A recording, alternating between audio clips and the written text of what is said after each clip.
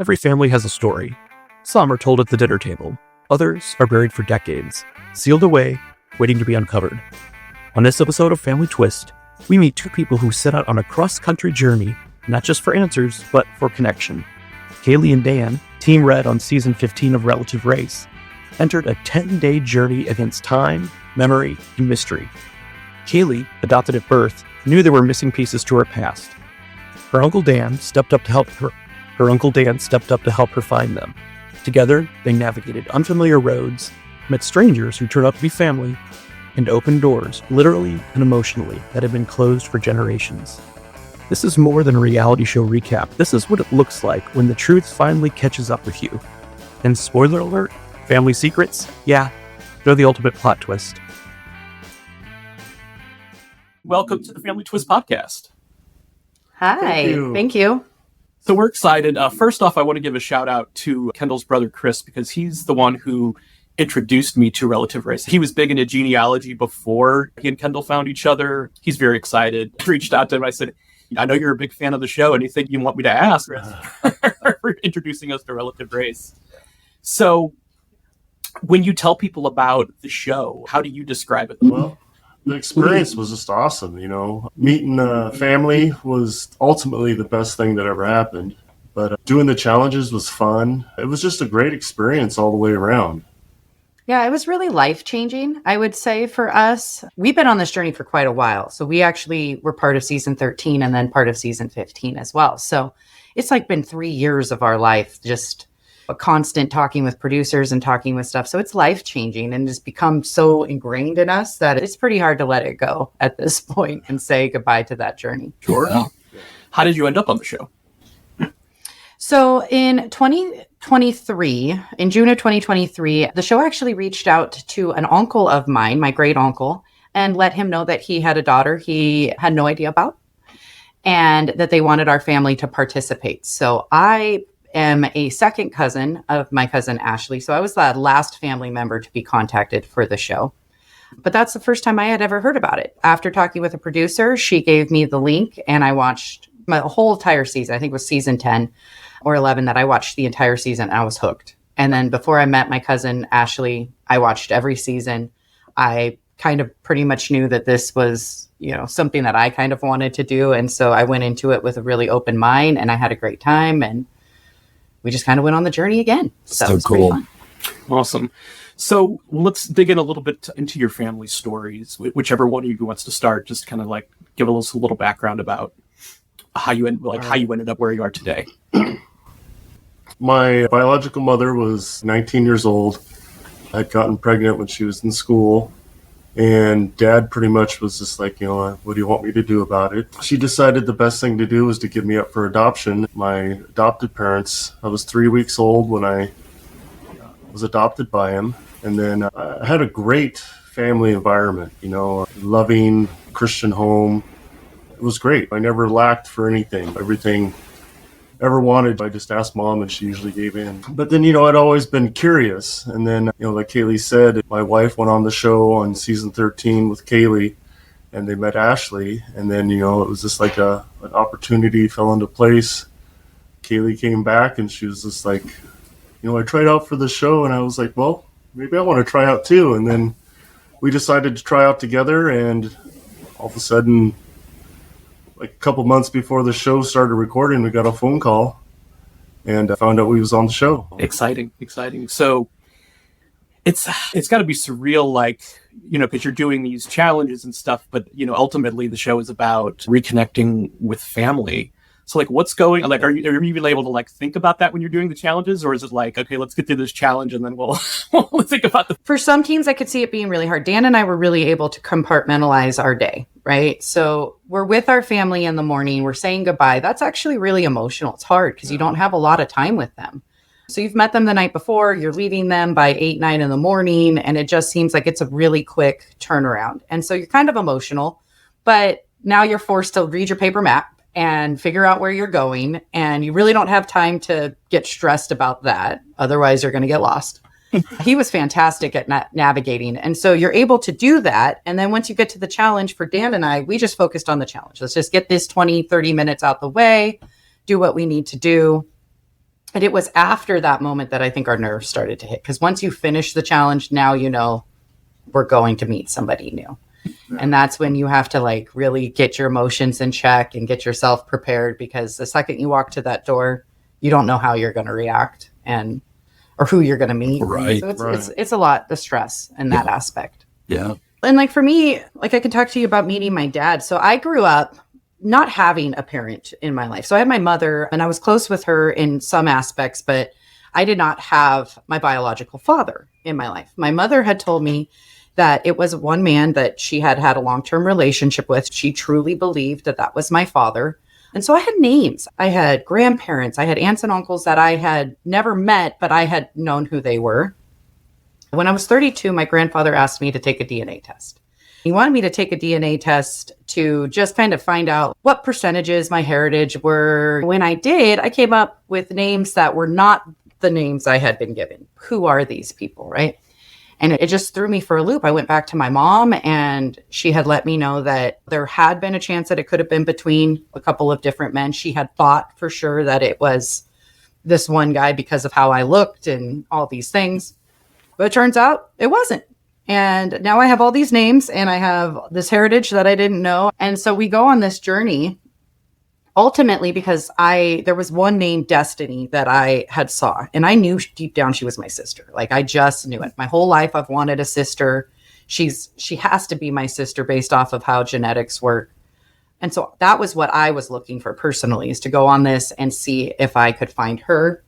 And so when we applied, I applied first. I actually applied with Ashley. And I came back and he's like, I want to go. And so we like, okay, we reapplied together and we got accepted together. And it was just it's a crazy ride because I met my sister. I met who I was looking for, but I never expected to meet my dad. I think that there was an idea that he might be there, that we would meet him. But that moment I walked up to the door and I saw him, it's like all these years of emotions came out in 1 second. It was just a crazy experience. I still can't believe that we met our parents. Like he met his mom. I met my dad. It wasn't part of what we expected on the journey. And it was beautiful and awesome. Right. Yeah. Did your sister that you met, she'd always known your dad was with him? Yeah. She was raised with him. Yeah. She was raised with him. And I mean, he had no idea I existed because again, my mom had never told him or, the situation. So it was just as much a shock to their family as it was to me when I found out. I did try to reach out to her through Ancestry, 5-6 years ago, and she never responded back through it. Now, I don't know that 5 years ago, I might have been in the place to receive the information correctly and to, kind of let bygones be bygones, whatever happened in the past be gone. And so I just feel like it was meant for us to happen now. It was just a joy. I would imagine it's hard not to even just have the inkling that, or the hope, like, well, what if this is, I get to meet my mom? What if I get to meet my dad? And is that hard to put that away when you're, focusing on the challenges and things like that? For myself, I had a really easy time putting that aside. Our family is just really competitive and stuff. So we just like to compete. When we're competing. We put everything out and we try to do our best. So with him, we did not expect to meet a parent. Based off of his age, we kind of went into this expecting that we were going to get the hard answers that his parents probably weren't with us. And so on day 3, when we meet his mom, it's a real shock to us. Like it was not something that we had prepped for. With my dad, I had kind of thought, based off of the information that I had, he was still alive. So there was hope the entire time. But as the days kept progressing, it was like, is it going to be today? No. Okay. Is it going to be today? No. And it just went on and on and on. And so towards the end of the race, we're like, is it going to happen? Is it going to be the last day? Like, when are we going to meet my dad? And when we got into Galveston, I don't know what it was about the air or the situation, but we kind of knew that was my dad that day. And it was a really hard day to get through. I bet. To get there. Just making eye contact with him for the first time. Can you take us through those moments? It's my face. I didn't even need to ask who he was. I walked around the car, I saw him, and it was my face. And I lost it. And it was like, for the first time in my life, all those dreams and wishes and prayers that you wish, like, I wish I could meet my dad. I wish I knew anything about him. And he's there in the flesh. It's a crazy experience. It's surreal. And it almost didn't feel like real life. It happened so fast. I mean, you're moving, you're filming, you got to go into interviews, you're doing stuff. So it's a really weird experience where you can't just sit down and kind of have those conversations you want with them. But I did end up going back after the show ended. I did go to San Antonio and spend, some time with him, and brought my kids with him and got to spend that alone time. And I can tell you that I'm still freaked out by how many qualities and things that we have in common. Like, we really are the same person, and I wasn't raised by him. It's mind blowing. Yeah. I don't know how you feel about your mom, but you guys look alike. It was just like, whoa, those are my eyes. Wow. Wow. But I would agree that some of the mannerisms, our sense of humor, are really similar. Yeah. I mean, even down to like our same favorite colors and things like that you're like, how is that even possible that we like all these same things and we've never met? Yeah. It's just genetics are weird. It's true, because when I am around my brother Chris, that we've already mentioned, it's just so interesting to think that we only met, I was 47, he was 45. And, when I watch him and I notice, I'm like, oh my gosh, that's what I do. You know what I mean? Yeah. Well, I, of course, had zero relatives that I was biologically related to that I grew up with. So, you never really quite get that. Emulate people, right? I emulated my adoptive parents, and I'm sure I had some of their mannerisms because I was around them all the time. But it's so interesting to meet someone that you feel so connected really quickly. Every family member we met, it was instant connection. We didn't have any scenario where we felt extremely awkward or like, oh, this is weird. It was like we were family and we've never been apart. Yeah. And his family accepted me so beautifully and vice versa. It was a really beautiful experience for us. And that doesn't happen for everybody on the show. So we get really lucky. Yeah.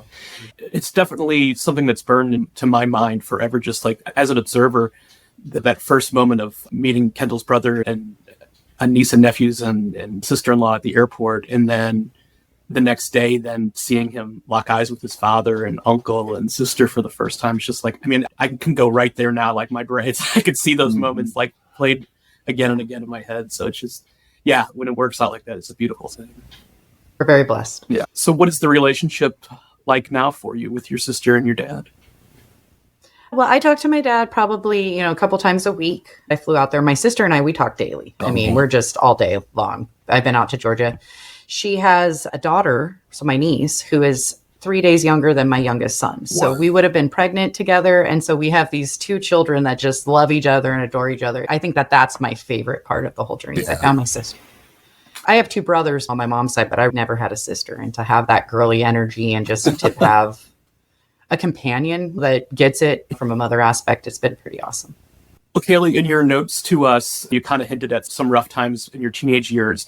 Has this experience helped you close the door on that or have some closure on your past? I think it has. I mean, growing up, I left at 16 from my situation. I had multiple stepfathers growing up. I had one who passed away. And so you build all of these relationships with these men, and then they kind of all leave you at some way, shape, or form. And you become cold to the situation. And I was for a long time. My entire 20s, I had no idea that I wanted to find my dad. Like, it just wasn't for me. But at that time, I thought it was the man who abandoned me and left me and really wasn't there. So when I found out that it was not who I thought it was, that actually sent me in for a bigger loop. I had, quite a bit of depression I had to work through. Just confused, really confusing situation. And I talked to several people about it, including, my Uncle Dan, my husband, and I asked him, if you had a child out there that you didn't know about, would you want to meet them? And every single person I talked to said, yes, he deserves that right. I tried to reach out through Ancestry. I got no information. And then when Relative Race came around, I felt like this was like a sign. Like, this is, what else are we going to get? And Ashley told me, when are you going to have a team of professional genealogists do this for you? That was just kind of my sign. Okay, let's try it. Let's see whatever happens, good or bad. Let's see what happens. And I'm glad I did, because I feel like now that I have the answers, now that I know, whether it turns out good or bad for me in the end, which luckily it's turning out good, but I got what I needed. I got to know who he is. I got to meet him. I got to talk to him. I got to hug him. I got to know why the situation happened.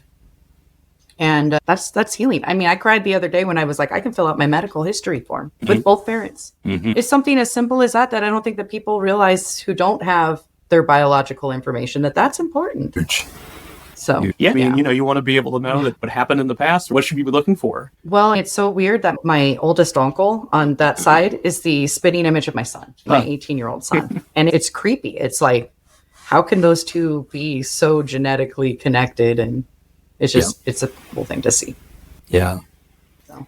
I joke with I have two male cousins on my dad's side, and it's my dad's brother's sons. I joke with them all and say that I look more like Uncle Sean than his own sons look like. True. It's crazy. Well, and I think it's crazy that I look most like my dad compared to his other children. And it's just really like, how is that, Yep. I always thought I looked like my mom. So to see my dad's face is crazy. Yep. Yeah. So Dan, can you talk a little bit about just the years that went by not knowing your biological mother, and then how do you prepare yourself to finally have her in your life? The years that went by, I was loved by my adopted parents so much that I was never really curious as much as Kaylee was. As I get older, my main concern was knowing your medical history, knowing what you might have coming up. Stuff like that started creeping up in my head. And then after meeting the family, it was just such a special and emotional thing. I don't know if I know how to explain it, but it took me for a loop bigger than I thought it would. I didn't expect some of the emotions that I've been going through here lately. I didn't expect to have the love that they are showing me now and not even knowing me. It was just incredible. I try to talk to my mom at least once a week, and she's always just so kind and loving and caring. It's just really great. And my sisters have been awesome too. And my aunt, we had a watch party for the last episode of Relative Race, and she was able to make it. And it was just great spending time with Lori.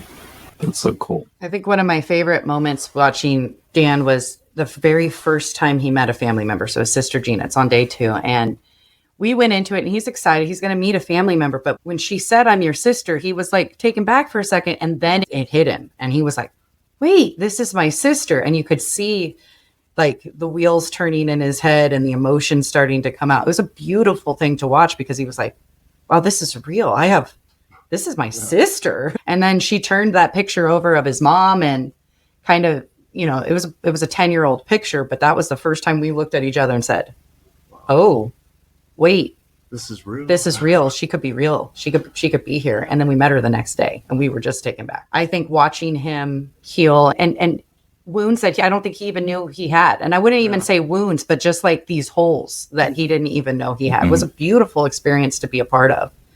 And I loved every moment that he was with his family members, that he was like, "Wow, this is my blood."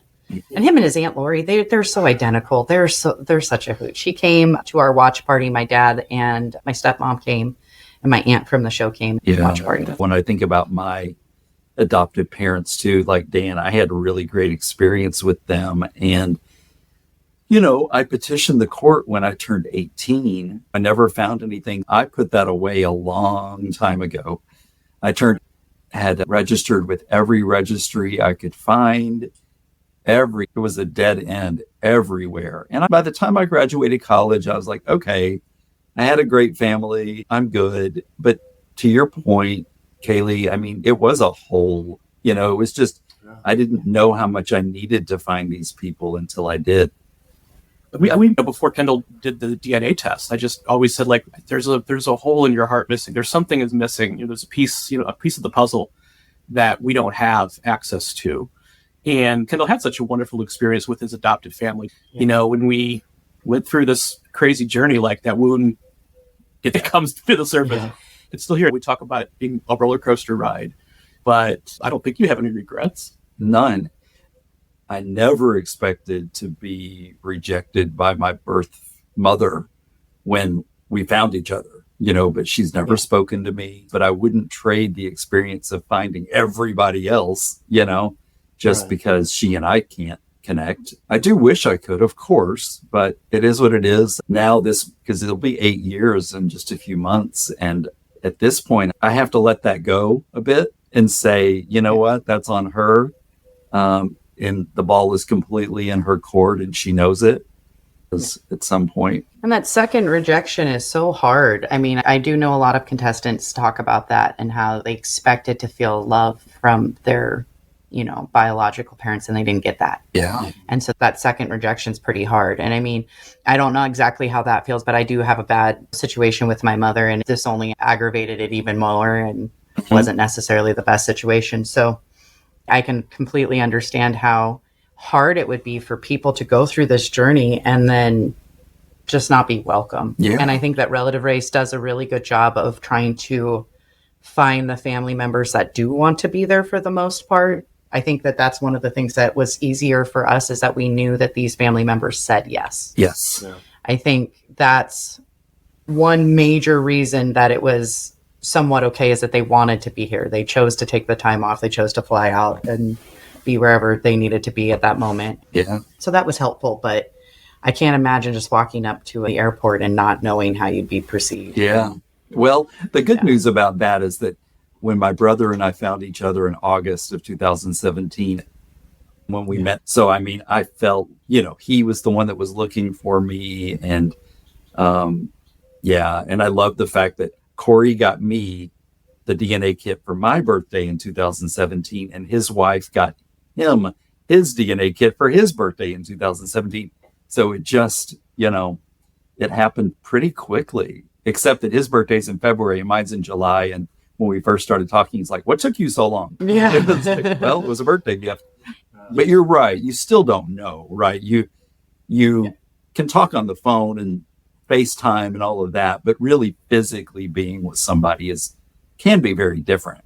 I'll say I was a little bit nervous when I met some of Kendall's family on his birth mother's side for the first time, because Kendall wasn't there. We'd already made the decision to move from California to New England to be close to his father's side of the family. I was literally road tripping with my best friend's mom from Missouri. Kendall's aunt and her husband own a steakhouse where his cousins work, and his sister was going to be there. It was just like, oh boy, I'm walking in. Yep. But it was instant. I didn't even touch my steak because I was just talking to his sister and his aunt and his cousins the whole time. And it was just, it was surreal. I think that that's the craziest thing for us, is that you just don't expect the love. That's not what happened for us. And I do know that other teams had situations like that. But for us, I don't think we had any hard questions to ask. Right. I didn't really have any hard questions to ask my father. I knew he didn't know. And I knew that, this was just by chance that we both were in this situation. And so for us, that took the edge off. There wasn't really any animosity towards these people going in. And I know some teams have that before they get there. They've had some pretty rough situations. Right, right. Now, have you heard from fans of the show that have reached out to you that are on their own journeys? Yes. I get messages like every other day from somebody who's on their own journeys. And I encourage them all. If you can find the answers, I think that knowing is better than not knowing. Yeah. And it may not always give you the peace that you want, but I think that there is peace in at least having the answers. Right. Mm-hmm. So I always try to encourage them and talk to them and point them in the right direction. I've given the link out a couple of times, being like, go on Relative Race, try it out. I mean, it's so worth it. Cool. And does the show still stay in touch with you even though your seasons have wrapped and everything? Are you still in touch with anybody from the show or other contestants? Yeah, we talk to the other contestants. We have a group chat. We talk all the time. We're actually heading out to Utah for a wedding here soon, for Leland's wedding. And we stay in contact with our producer all the time. She's a sister to us. We love Lauren. And the show will message us or ask for pictures and things like that. So it's pretty cool. Yeah. I hope we can go back someday. They bring contestants back sometimes on day 10. And I'm like, please bring us back. We had so much fun. Yeah. Well, I just love that the longevity of the show, and it's still going. It's just great. People are making these discoveries all the time. And it's what a great original concept for a program. They've already filmed season 16 and moving on to season 17. So, it's a production. They go through it very quickly. And it's amazing how logistically they get us all there. Logistically, they get all the families to where they need to be. They find the families. Tristan, the genealogist, is amazing. She's just wonderful. Wow. And what changed the show, when they brought her on, they started finding, close family. It's pretty awesome to see.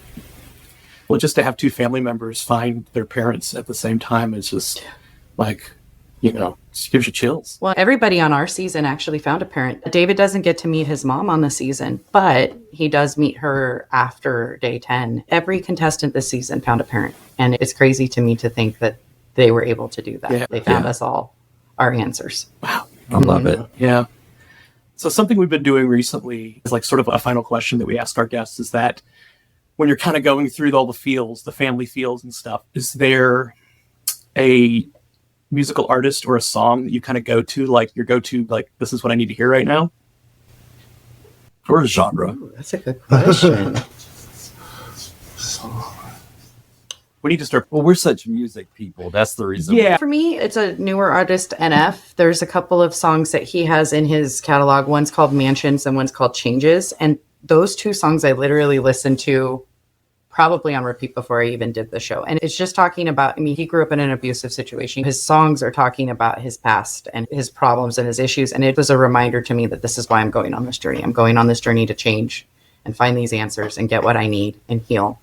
And so those two songs, I think, remind me of our journey. They're a little depressing, but they're about my journey. Hey, That's okay. The first song that just comes to my head is I Got a Feeling by Justin Timberlake. Oh, yeah. That's Cool. good. That song just always makes me happy and wants me to start my day off.